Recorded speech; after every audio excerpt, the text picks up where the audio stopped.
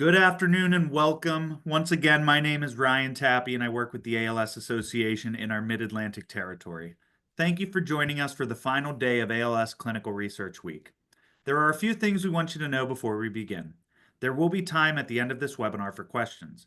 You should see on your screens an option for Q&A. You can type questions you have there at any time and we will review them at the end of the webinar to provide answers. You can also submit your questions to our chat box feature. Again, we will review questions at the end of today's presentation. We do have a very short survey that we are asking that everyone complete after the webinar. This survey will appear in your browser once the webinar ends. These surveys help us to know your thoughts on this webinar so that we can improve in the future. For those who are joining us for the first time this week, ALS Clinical Research Week has featured a webinar every day, and each webinar has focused on an aspect of ALS research. And what a week it has been with so much great information, and I cannot think of a better way to wrap things up than the presentation we are going to see today. For the week's final presentation, we are joined by Senior Vice President of Research at the ALS Association, Dr. Kuldeep Davi, who will be discussing an update of ALS therapeutic landscape and the ALS Association's strategy to have more, better, and faster trials. Dr. Kuldeep Davi joined the ALS Association in 2019 and oversees the research program. In this role, he develops and implements the broader research vision by setting annual priorities and department goals. This includes research funding strategies, research programs, strategic initiatives. He engages with various stakeholders, including key opinion leaders from academia, government, industry, and other nonprofit organizations. Dr. Davi received his bachelor's degree in biology from Rutgers University in New Brunswick, New Jersey. He received his PhD degree in pharmacology and physiology from Drexel University College of Medicine in Philadelphia. He went on to do a postdoctoral fellowship in a small biotechnology company in Pennsylvania, where he was first exposed to the drug development process. He went to work for a pharmaceutical company for 2 years before joining the Michael J. Fox Foundation for Parkinson's Research. At MJFF, he oversaw a $50 million portfolio and led 2 priority therapeutic areas. After 9 years at MJFF, he joined the ALS Association as the head of the research program. I'm now going to hand it off to Dr. Davi for our final presentation this week, and I will hop back on for the Q&A afterwards. Well, thank you, Ryan, for that introduction. It was a mouthful. Hi, everybody. Thank you for joining us on this last presentation this week. I hope you've had a really enjoyable time listening to the sessions you've heard this week. What I'm going to do today is going to do 4 things. I'm going to talk a little bit about our ALS Association's research program. What we fund, how we fund. Then I'm going to talk about our trial landscape, what's happening currently in our trials. Then I'll talk about specific strategies that the association is using to have more, better, faster trials in ALS. And finally, I'm going to end on a really positive note about some exciting data that's coming in from Qalsody or tofersen, which is an FDA-approved therapy. So that's sort of what I'm going to do in terms of the presentation. Please have your questions ready. I'll answer them at the end of the presentation. So with that, I think it would be good to remind you what our mission is for the ALS Association. It is to make ALS a livable disease until we cure it. And as you can see here, there are really 3 strategic pillars of priorities by which or how which we are going to meet our mission. One is to accelerate research and technology. You could even say accelerate treatments and technology here, which is pretty self-evident. And most of what I'm going to talk about is going to be in that acceleration of research and treatment presentation today. The other 2 pillars that I'm not going to talk about today or touch on, but are really important as well, are optimizing treatments and care. So we have treatments today. We have multidisciplinary care today, but we need to optimize it and make sure that people have access to it. And then third being reducing the harms of ALS. And these are not just physical harms, but financial harms, mental harms of ALS.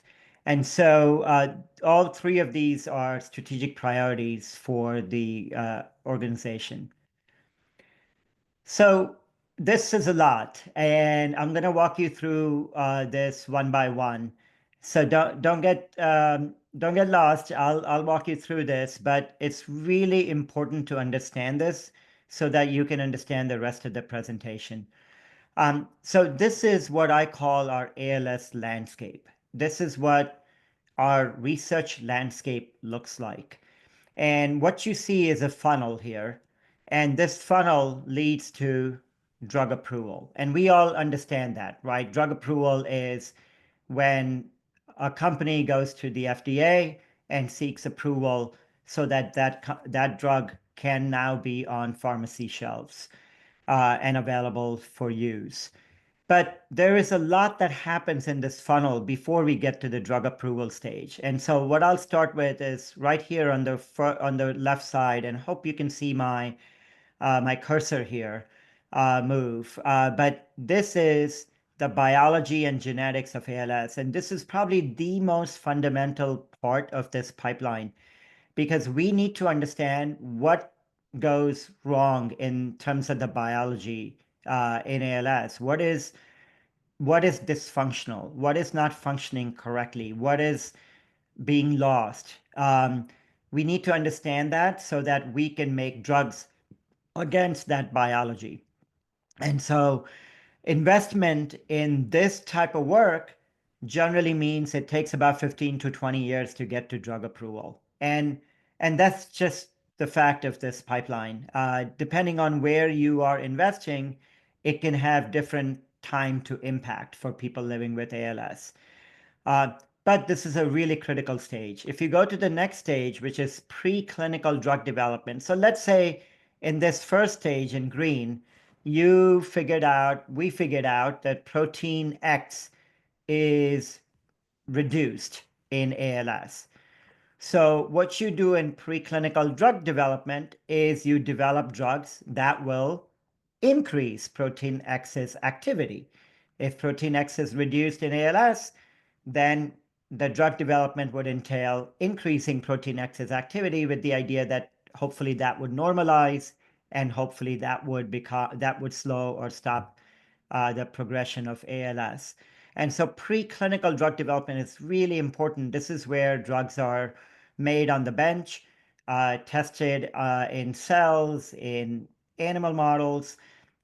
This is where a lot of the industry and biotech companies also come in. They're also developing drugs. And along with preclinical drug development, they do what's called biomarker development, although biomarker development continues throughout all these phases. But the ideal is the earlier they think about it is better. A biomarker is an objective way to look at something about the disease. Think about cholesterol for heart disease. It's an objective biomarker in the body, and that's what the type of biomarkers we want to develop for ALS. If you invest here, it takes about 10 to 15 years to get to drug approval. Only when a drug is now safe in preclinical phase can it move to the clinical phases. And there are three clinical phases. And my colleague Melody got into this at the presentation she made on Monday around the three different phases and why they're important. Phase one is really the first time it's being tested in humans. So we're looking for safety and tolerability.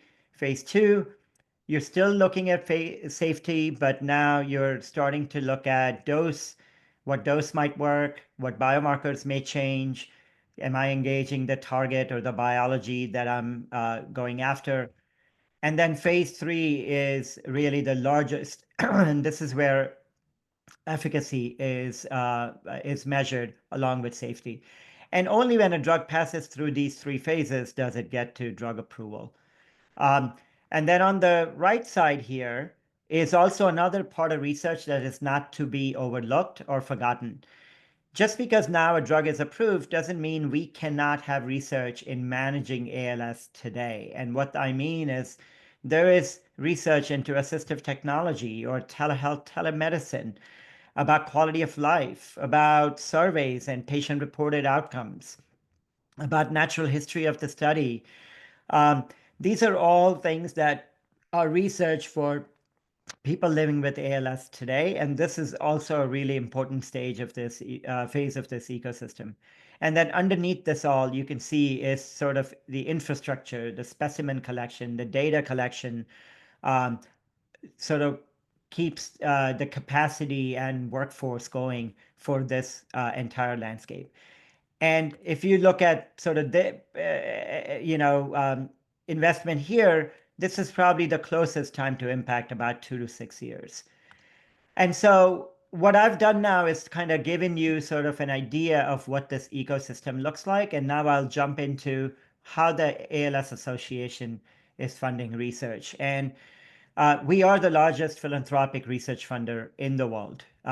Since the Ice Bucket Challenge, we have invested or committed $160 million to uh, close to 600 projects worldwide.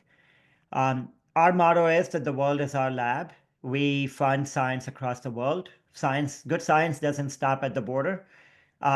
We will fund the best science anywhere. About 25% of our portfolio is outside of the United States, our funded portfolio. We fund academic labs, pharma industry, government labs. We even fund other nonprofit organizations, which is, again, very unique to our organization. And really, what I want to bring your attention to, and the take-home message here, is that our funding has a sevenfold leverage. We just did a study with this other nonprofit, RTI, that looked at our funding for the last 10 years since Ice Bucket Challenge. And what they found is that for every dollar that we invested in these 577 projects, um, it resulted in seven additional dollars coming in as a follow-on funding. Think about that. Every dollar, I'll say it again, that we invested resulted in $7 of follow-on funding from government or pharma or other funders. And so if you're doing math, 160 million that we have invested in since IBC means that we have brought in over $1 billion in ALS research from other sources. And while I'm not going to talk today about care services and advocacy, you should know that these two are important areas within our mission to make ALS livable. And these two areas really speak with the research team and program that I lead and we work in tandem with these two areas to keep moving our mission forward.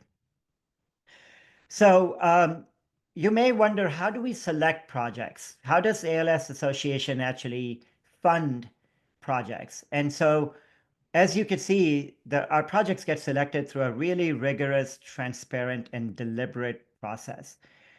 What we first do is we launch an RFA, or request for applications. An RFA, it goes out to all the scientists that we know in ALS and even outside of ALS. And we let them know that, hey, there's a request for application out. They then submit a letter of intent, which is essentially a short proposal. Think of a elevator pitch, 1 to 2 pages. This is where we make sure that, this letter of intent hits the criteria. Does it fit the scope of the RFA? Is it a priority for the association? Is the idea novel? Things like that. Not all letters of intent are asked to submit a full proposal, but a proportion of them are that meet these criteria. And those full proposals are now much longer, 8 to 12 pages. And now these are peer reviewed by independent external experts. We bring in people who are not conflicted, who would not be biased. And this external experts committee will now use criteria such as, how good the scientific plan is, or how good the team is. What does the budget look like it can do they're proposing to do with that budget? Feasibility in terms of timeline. And it's this review committee that provides recommendation on what ALS associations should fund. Very important. They only provide recommendation. They, I take these recommendations then and go to the research committee. The research committee is comprised of volunteers, of people living with ALS, caregivers, scientists, clinicians, and it's the research committee that provides the final approval for funding and budget. And oh, by the way, once these three things happen, it's not like we just give the money, write a check, and say, okay, you know, have fun. We actually put down milestone-based payments in our contracts. And what that means is if it's a $200,000 grant, people don't get $200,000 upfront. They get $50,000 upfront. At 6 months, they submit a progress report. At 1 year, they submit a progress report. At 18 months, they submit a progress report. And we check those progress reports. And if they're meeting their milestones, then we release the next 50K and the next 50K and the next 50K. Um, Besides that, we also make sure that our scientists are collaborating, data sharing, specimen sharing, that they're publishing, and they're letting us know if they have follow-on funding. So, excuse me. So you might be wondering then, I take you back to the ecosystem, and you might be wondering, what do we fund? Well, we fund holistically and we fund across this ecosystem. Except for phase 3 trials, because these are much larger trials. They cost $50 million, $100 million each. There's no way we could fund a phase 3 trial. And frankly, a nonprofit should never fund a phase 3 trial because hopefully by this time, companies should have raised money or have had partners to take them to phase 3. But we do fund phase 1, phase 2, and all of these other stages of research. And in fact, if you look right now, we have about 152 active projects committed. That's about $50 million committed across 15 different countries. So what I'm going to do now is change my change gears a little bit and talk about our clinical trials pipeline and what type of trials are happening right now. And so before I do that, I need to show you this really, really complicated figure. So don't worry, I will make it easy. What I'm trying to show here is this is a motor neuron. It's a cartoon of what a motor neuron looks like. And just so you know, in ALS, these motor neurons are progressively dying off. And this is what causes the disease, the clinical symptomology. And this is what we think happens. So these are called dendrites right here. This is a cell body, and then they have these long axons that go and innervate muscle. And what we think happens in ALS pathology is that you, um, Ryan, can you see my cursor move? I'm hoping that that's happening. Yes. Yeah. Oh, thank you. Um, uh, the what these axons are doing is they're innervating this muscle tissue. And in ALS, these axons start to degenerate or die off. And so you could start to see that the connections to the muscle are lost. And that's why ALS is a modern disease, that we start losing connections to the muscle and thus start losing our movement. Um, and so I want you to appreciate that all these things that you're seeing here, glial dysfunction, oxidative stress, excitotoxicity, neuroinflammation, mitochondrial dysfunction, if you have met one person with ALS clinically, you have met one person with ALS. Clinically, every person with ALS looks different. Sometimes their symptoms start in the hand, their symptoms may start in the leg, some may start in their face, some may start in their throat or swallowing issues. And just like there is clinical heterogeneity in terms of everybody looks different, there is molecular or biological heterogeneity. And what I mean by that is for some people, this motor neuron loss happens because they have excitotoxicity. But in some other people, this motor neuron loss happens because they have a mitochondrial dysfunction. And in some other people, it may happen because they have both a DNA damage issue and a neuroinflammation issue.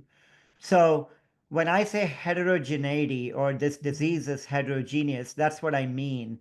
Um, this is a really complex disease, and there's both clinical heterogeneity. Clinically, people look different, people with ALS, and everybody has a different way of how they get to ALS. And that's what we're trying to figure out is what, for each person living with ALS, what kind of dysfunction do they have and in which pathway? So you might be wondering then, are we making drugs against each of these pathways? We are. And that's right here. And so again, you don't have to know all these drugs. You don't have to memorize them. I'm just giving you the take home message here is just really clear that you're looking at that same motor neuron. But now what you can see for each of these mitochondrial function, for neuroinflammation, for glutamate toxicity, for proteostasis, you have drugs that are listed underneath that, which are undergoing clinical trials. And so at the moment, you have more than 50 clinical trials that are happening in ALS worldwide.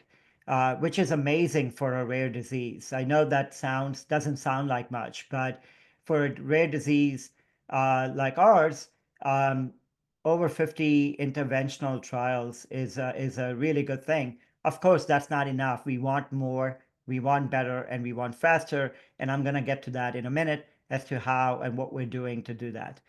So again, the take-home message here is that ALS is complex. The molecular pathways are heterogeneous or diverse. There are many, many issues that may be driving ALS. But good news is that there are drugs in trials for each of these pathways so that hopefully one of them hits and one of them is a success. And so you may be, as I said, there are about 50 trials across the world. I just checked yesterday. So this is a frequent number. I mean, a recent number. And just to remind you again of that pipeline I was showing you, phase one, phase two, phase three, and that leads to drug approval. And these are just an examples I'm going to give you. These are not, everything in phase one or everything in phase two or everything in phase three. I'm just giving you some examples of what's in phase one, what's in phase two, and what's in phase three. And what you can see, obviously, is some drugs are sort of in that first time in human, and they're being tested for safety. There are drugs that are being tested for safety and efficacy. And then you see in phase three, and these are drugs, really the three that are probably the closest to FDA approval if these phase three studies or trials are positive. Now, when I look at these 50 trials and these names, what excites me is that we have a complex heterogeneous disease, as I said. So we need a diverse set of tools or therapeutic approaches in our hand. And that's what we have. When I look at these 50 trials, what I see is that we have many approaches. Some of these are small molecules. Prostatin is a small molecule. Many of these are antibodies. Some of these are antisense oligonucleotides. I'm going to talk about antisense oligonucleotide when I talk about Qalsody next. Some of these are gene therapies. AMT-162 is a gene therapy. Some of these are cell therapy. RAPA501 is a cell therapy. So we have no idea what will be successful in ALS. So it's better if our therapeutic portfolio is as diversified as it can be.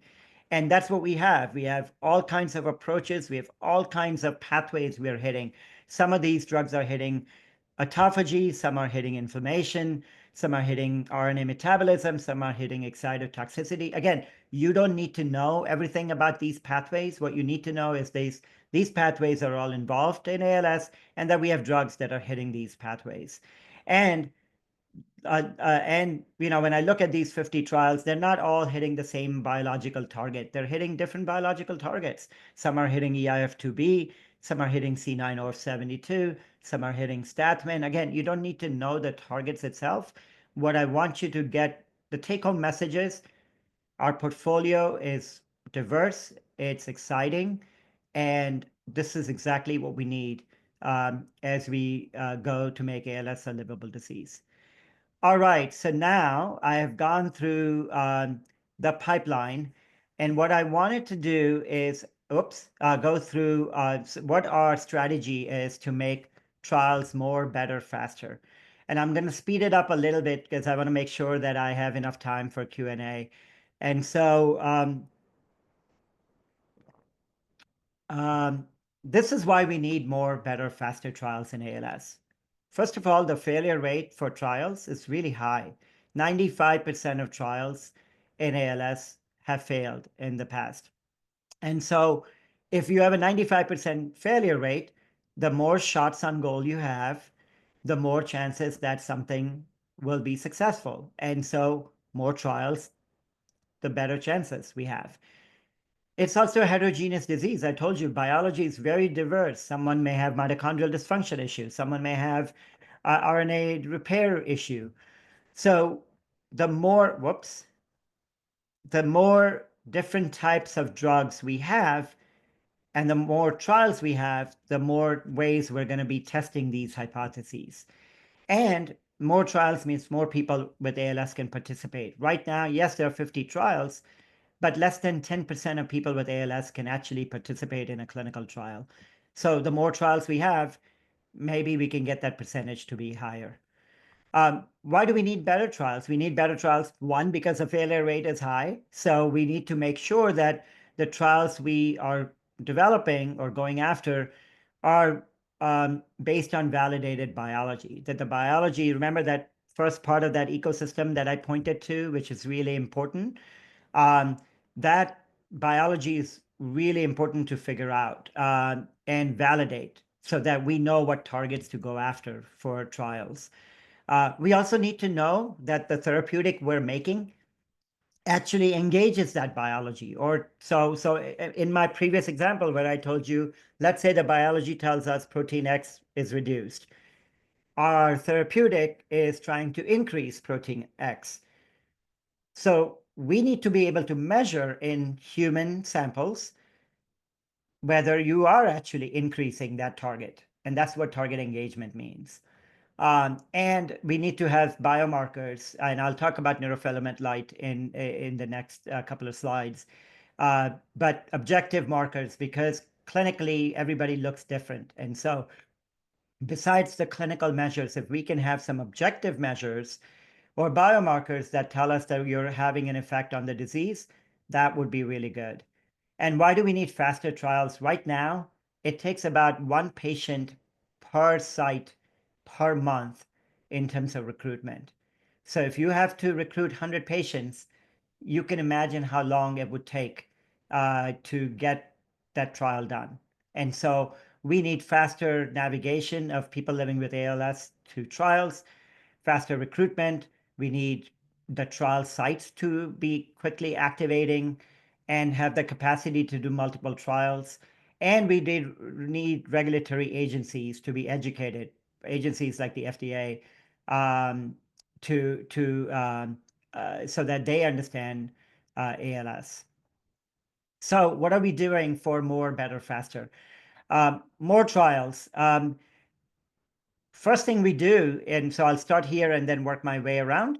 The first thing we do out of the many things is that we fund preclinical drug development programs. We know that to get to the clinic, preclinical drug development is important. So we fund preclinical drug development. We've also funded early stage clinical trials. We're funded now, I think I told you we have 50 trials. 10 of those were funded by us in the last 3 years through our clinical trial awards program. And so these early stage trials are important because that's, remember, phase 1 is where they check for safety and the first time for ALS experience in ALS. We also push for earlier time to diagnosis and launching of Think ALS. And so this is really important because trials right now are enlisting people living with ALS who have had ALS for 18 to 24 months since diagnosis. So if they're outside of that 18 to 24-month window, it might get difficult for them to be in those trials. And so the earlier we can get people diagnosed, excuse me, with ALS, the earlier they can participate in those trials. And so we have launched this Think ALS tool, which helps general neurologists and community neurologists to identify and think about ALS early so that they can refer them to ALS specialty clinics faster, and so that hopefully those people with ALS, if diagnosed, can be in trials faster. We also fund large-scale gene sequencing. This is really important because remember, biology, understanding risk factors. Well, only if we do large-scale genetic sequencing are we going to find new genes that affect all ALS, genetic ALS, sporadic ALS. And we, in fact, are primarily responsible for the 40 genes that have already been linked to ALS. It's been mostly due to ALS associations funding to large sequencing initiatives that we have about 40 genes linked. We are also creating a pipeline of ALS preclinical and clinical researchers. And what do I mean by this? Well, if we're going to have more trials, we need workforce. We need people to work in those trials, to run those trials. And so we fund, through our fellowship program, fund preclinical fellows and clinical researchers so that they can get experience in ALS.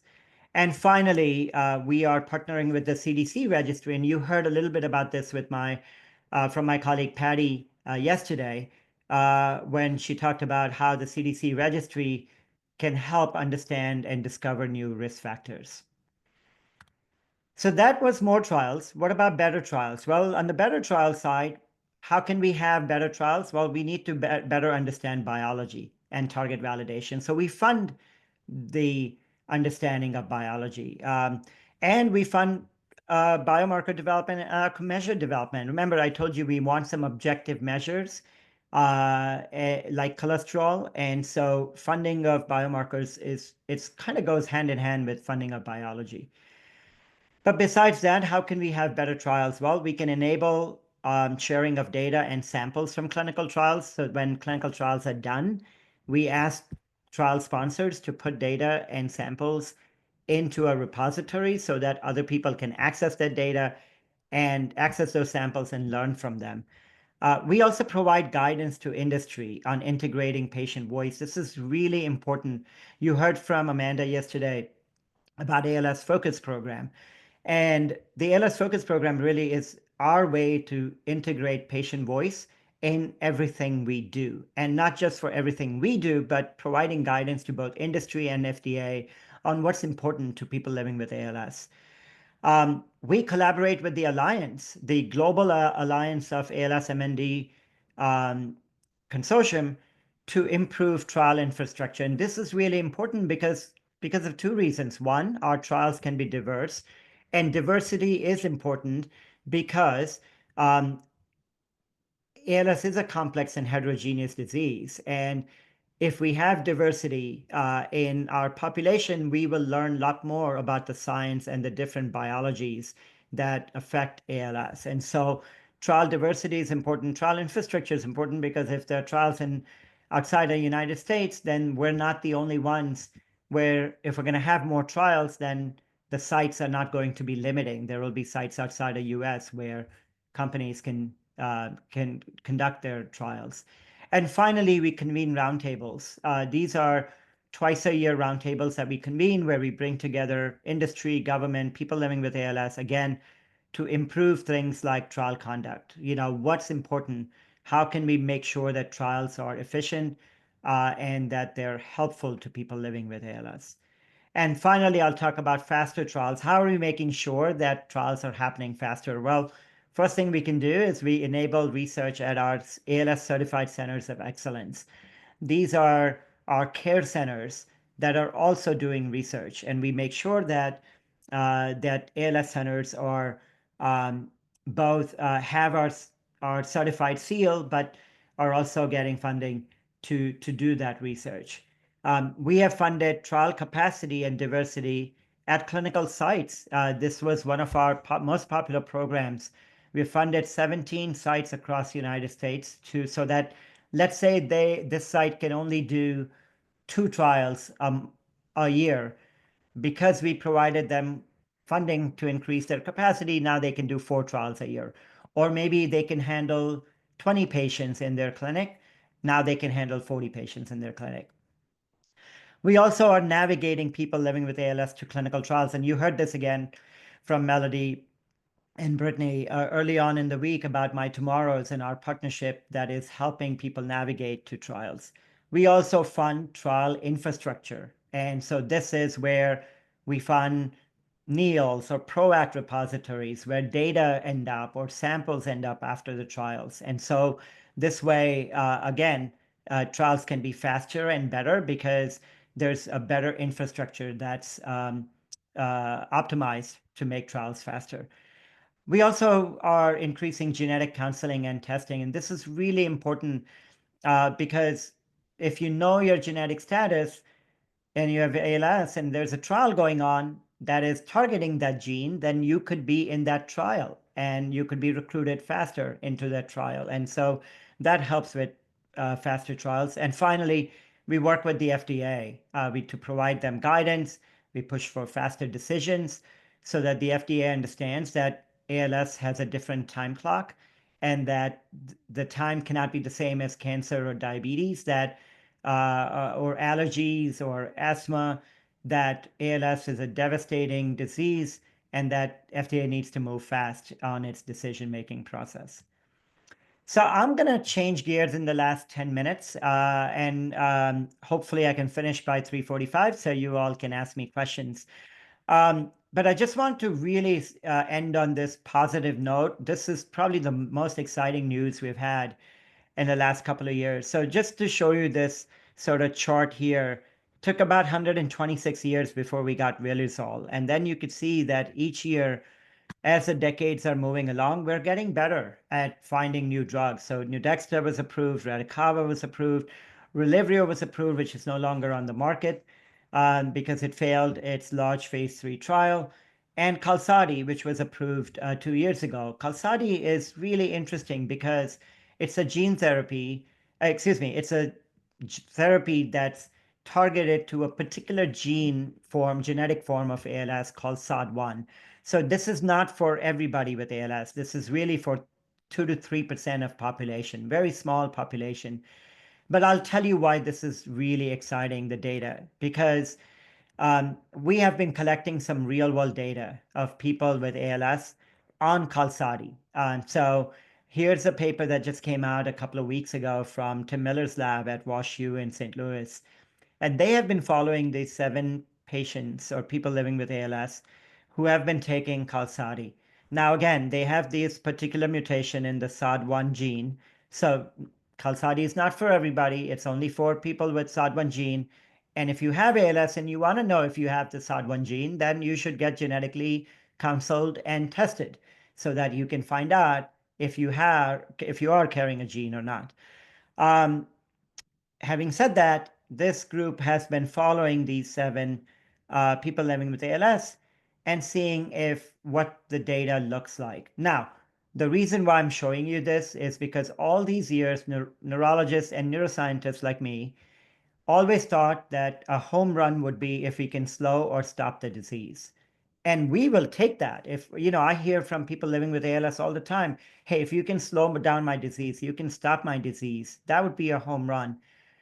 But what Qalsody is showing us is that we can go beyond slowing and stopping the disease. And I just wanted to show you 2 sets of data real quick. Here's NFL. NFL is neurofilament light, not the National Football League. But neurofilament light is a biomarker, an objective biomarker found both in blood and in our spinal fluid, which measures. Remember, I was showing you that chart where motor neurons are dying and they lose connections to the muscle? Well, when motor neurons are dying, they release this NFL protein. And so you can measure this NFL protein, and this NFL protein is increased in ALS. What you can see in all 7 patients is that this is treatment time on Qalsody. And what you see is that for every patient, there's a reduction of neurofilament light and it stabilizes. And it happens both in blood as well as in the brain fluid, spinal fluid. You can see that it reduces and stays low. Now, if this was the only data published in this paper, I would already be doing cartwheels. But because there is no other drug that has shown this type of data. But they went on and looked at clinically what's happening. And what is showing is just simply amazing. What you can see here is patient one, for example. This is the baseline, which is where they're supposed to be. Um, and then green is where we expect them to be. So if they hadn't gotten the treatment, where would their scores be? And what you can see is this patient should be at 8, and I don't know if it's a he or she, but this patient is at 11. Same thing, 41 should be at 37, is at 41.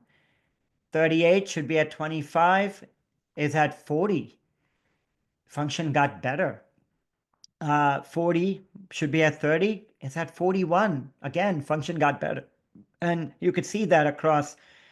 What's even more fascinating than ALSFRSR, which is a kind of a composite score that you make on function, muscle strength has come back. Look at this, 597 and 721, 555, 566. For each of these patients, either they're staying the same or you're seeing an increase in muscle strength. Here's another way to look at it. It's called a motor score, or FIM motor score. Again, it's a composite score, up in almost every patient.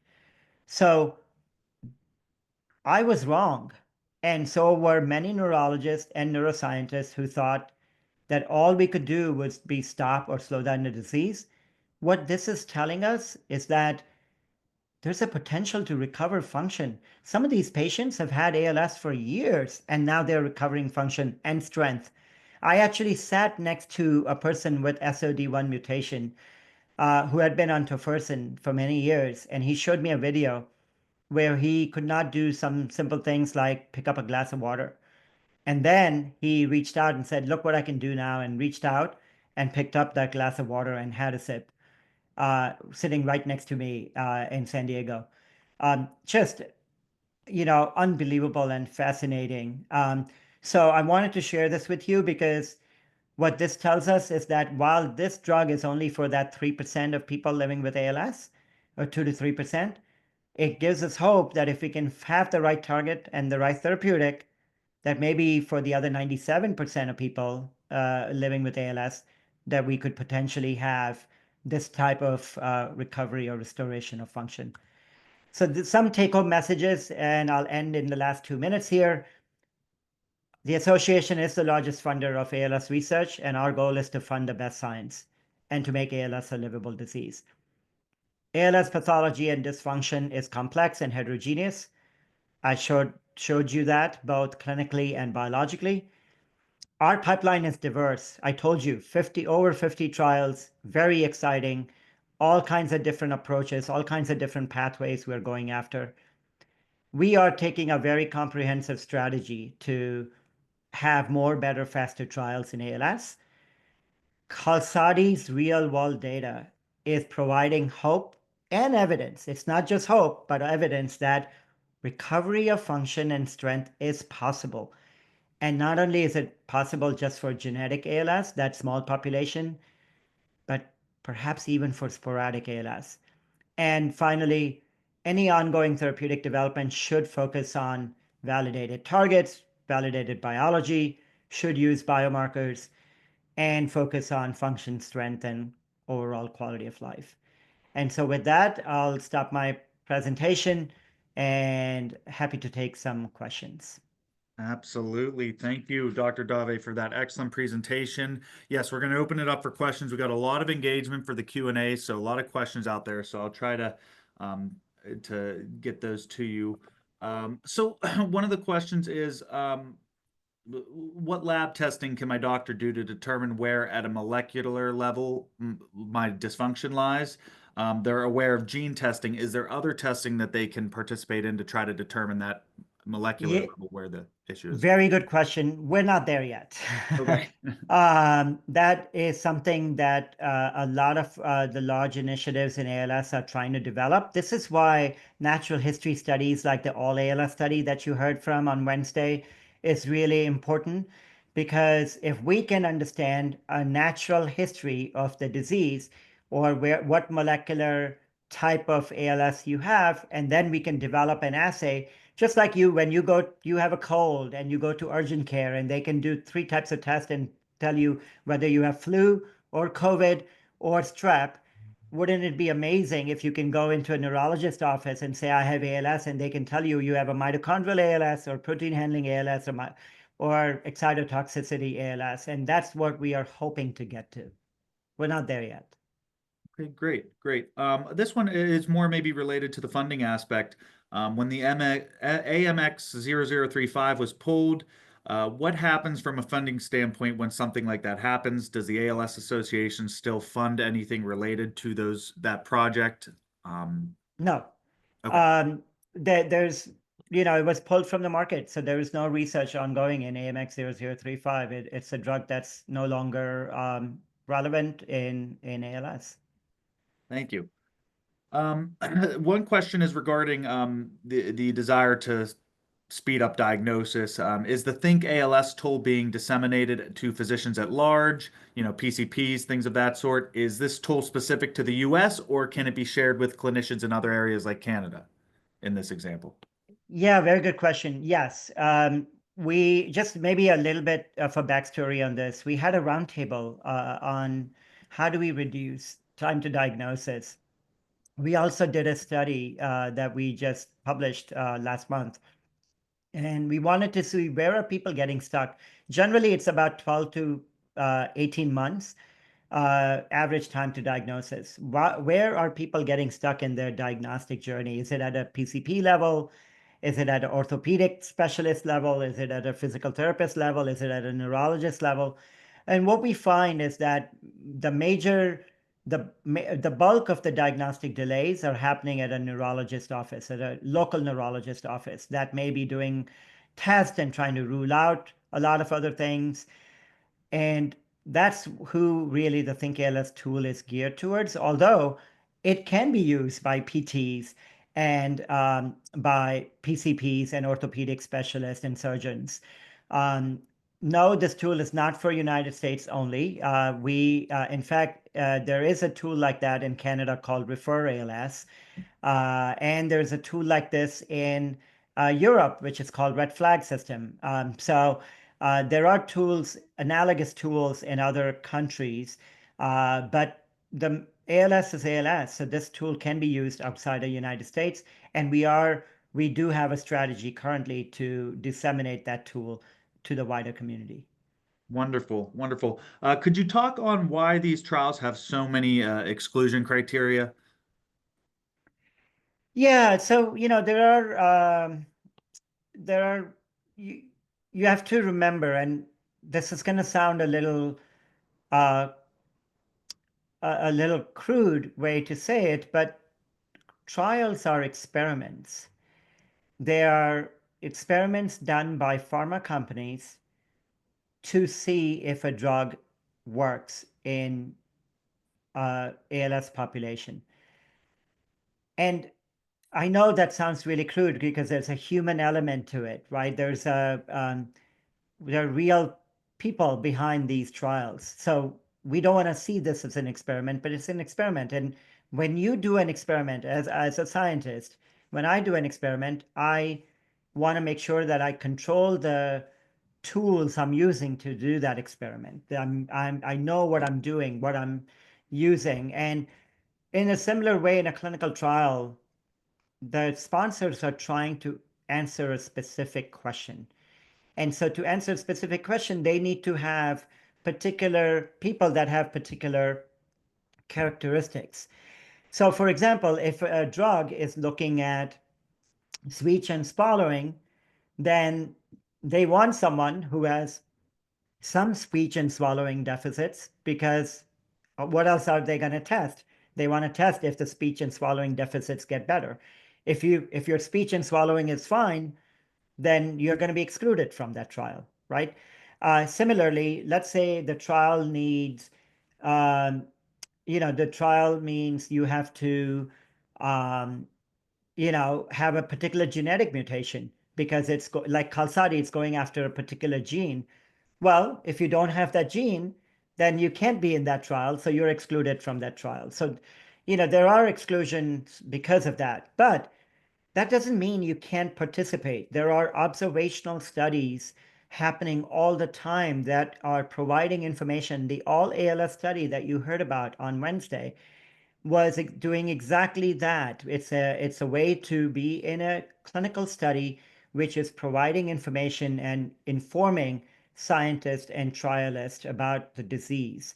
So you could participate in those types of clinical studies. You could participate in ALS Focus survey so that your voice is integrated and your perspective is represented.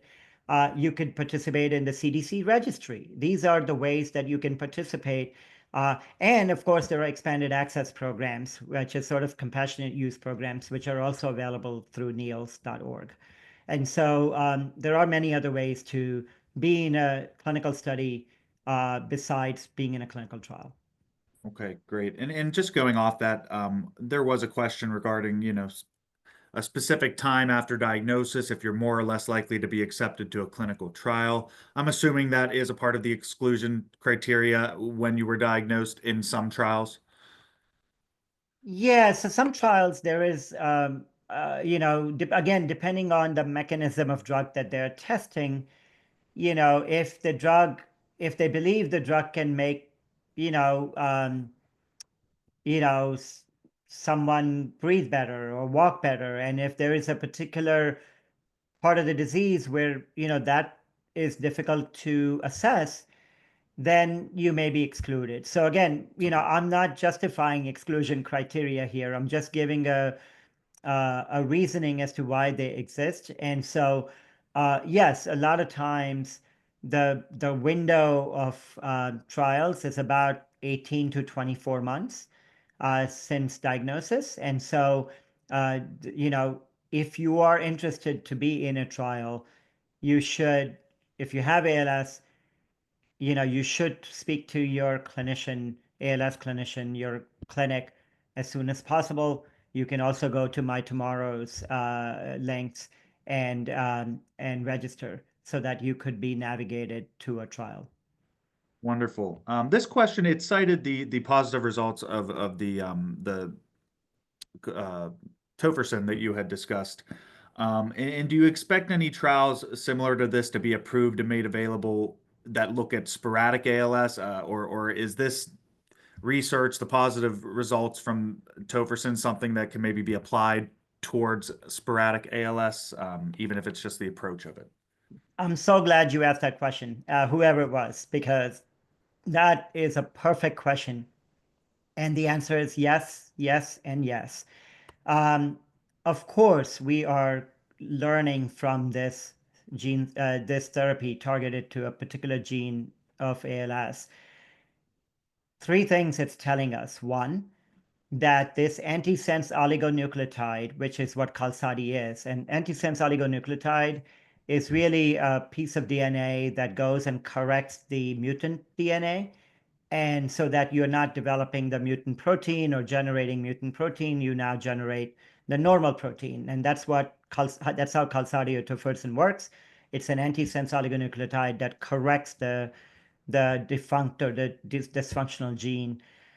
Well, now antisense oligonucleotides are being used as approaches for sporadic ALS, for everybody's ALS, the 97%, the other 97%, right? And so there are trials. In fact, we had supported this company, Kiralis, to develop an antisense oligonucleotide against stathmin, which is a protein or target involved in sporadic ALS. And now we're happy to report that program has matured into a phase 1 clinical trial, and that's in testing. There's another antisense oligonucleotide for a sporadic target called CHIMP7 or CHMP7. It's being developed by Johns Hopkins.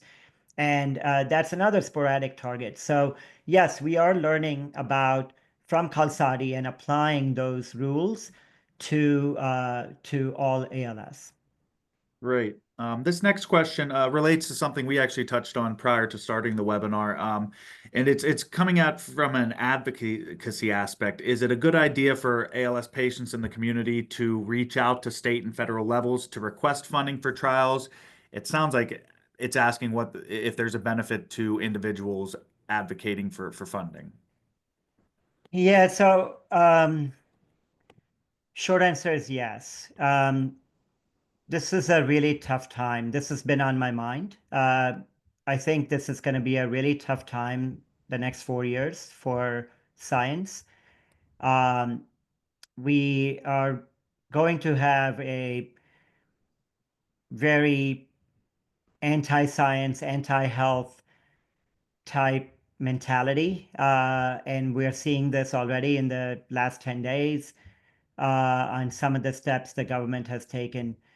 There is a real fear. And in fact, it's already happened. The National Institutes of Health were told to stop, doing grant reviews, to stop their meetings, stop travel.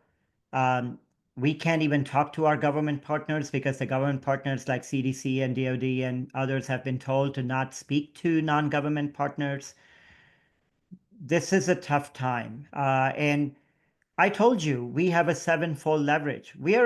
Even though we are the largest funder, philanthropic funder, we're not the largest funder. The largest funder of ALS research is the National Institutes of Health. And if the National Institutes of Health gets affected by these anti-science perspectives of the new government, then um, the research is going to suffer. Who's going to be providing that sevenfold leverage when that the sevenfold follow-on funding that happens after our funding? Nonprofits cannot and will not be able to fill out that space because NIH funds $250 million of ALS research each year. That's a big void or gap to fill. So, a couple of things I would say. We are keeping an eye on what's happening in Washington, D.C. We do have an ALS caucus that is a caucus of senators and representatives that we hope to call upon to make sure that funding for ALS is not reduced or funding for ALS programs is not cut. But three, yes, you should call your senator and representative and make sure that you advocate for more funding and more science. Uh, it's going to be a tough time, and you know that every other disease is going to do the same thing uh, because it's going to be a wholesale cuts in science funding and research funding. And so, long answer short, yes. Okay. And we just have a couple minutes left, so I just want to end on maybe a more positive note. Is there one specific aspect of research that you think is the most promising moving forward, going forward? Oh, this is like picking amongst my kids who my favorite is. There's just a lot of excitement happening right now. A couple of examples I'll give. One is the use of AI in research, and everybody's now on the AI train, right? What can AI do for me? Um, and I just told you I spent 45 minutes telling you how complex and heterogeneous this disease is, and we don't know why someone has mitochondrial dysfunction and why someone else has autophagy dysfunction. Well, why don't we let AI sort that out? And so we actually are funding a study, a large study that is having all of the data, molecular data, being subjected to machine learning. And the idea essentially is that machine learning and AI would simplify that complexity that we have in the biology of ALS. And so to me, this is really promising because there's a limit to what human scientists like myself can do. And so if we can get AI scientists or AI science to supplement or complement what we are doing, we can maybe simplify this disease, make it less heterogeneous, and make it less complex. And I always say boiling an ocean is really difficult, but boiling a glass of water is easy, right? And you don't have you're not solving all cancer. You are treating individual level cancers. That's what we need to do with ALS. Wow. Well, that's a great answer. Unfortunately, we are out of time. I know there were a lot of questions, and we apologize if we didn't get to your question. But if there was a question and you did want to get an answer for it, you can reach out to myself, and I will try to find you an answer. But I just want to say thank you to Dr. Kuldeep Dave for that wonderful presentation. That was really great. And we have been so fortunate this week to be joined by amazing speakers who discuss so much great work being done in ALS research and within the community. The research discussed this week and all the other great ongoing research that we did not have a chance to discuss is just so vital to the mission. And so we hope those in attendance today and throughout the week have found the information beneficial. A final reminder, there is a survey that should pop up on your browser when we end the webinar today. Please don't forget to complete that survey if you can. It allows us to improve these programs in the future. Thank you again to everybody in attendance. Thank you again to Dr. Dave, and we hope everybody has a good rest of your day.